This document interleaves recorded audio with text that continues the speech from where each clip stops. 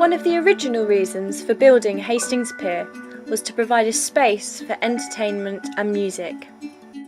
During the early years, the pier featured an oriental pavilion which seated up to 2,000 people.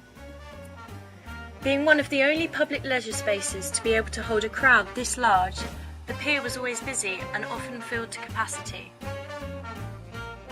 There's been music on the pier and entertainments on the pier virtually for the first days. If one goes back to the 1920s, there were dance bands, there were concert shows, etc. on the pier. Reasonably cheap, reasonably easy to get to, and everybody knew it was there. So it's always been a magnet of entertainment. During the 60s, the pier played host to some of the most famous rock and pop bands, many before they had become internationally recognised. Bands like the Rolling Stones, Pink Floyd, The Who, Jimi Hendrix and the Hollies all took to the stage.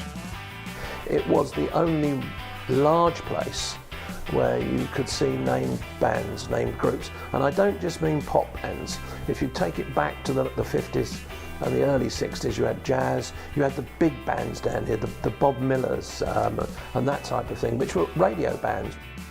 The pier's locality and history of being a haven for subcultures, such as the mods and rockers, was translated to the modern era of music in the 90s, when the pier became popular with the student rave scene. After struggling to maintain the popularity of the 60s, the all-night DJ-led raves sparked a revival of the pier's approach to music. But it reflected all the way through. So you could look on the pier and say, yeah, that's a snapshot of, if you like, the younger generation in their clothes, the language, the types of music, everything.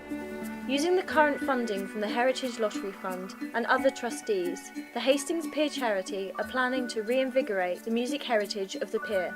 Current plans are to supply a space for music and entertainment to help promote local talent, as well as larger events like music festivals.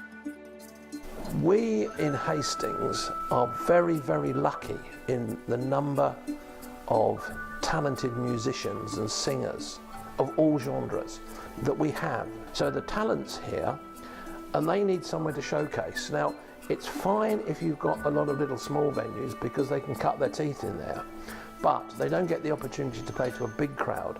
And it's like every learning experience for them. The big crowds help them develop, but that's the way they learn. And we've got that talent, so that space on the pier will be essential. And it's something that, you know, I know a lot of people want to see come back to be part of the centre of Hastings and St Leonard's again.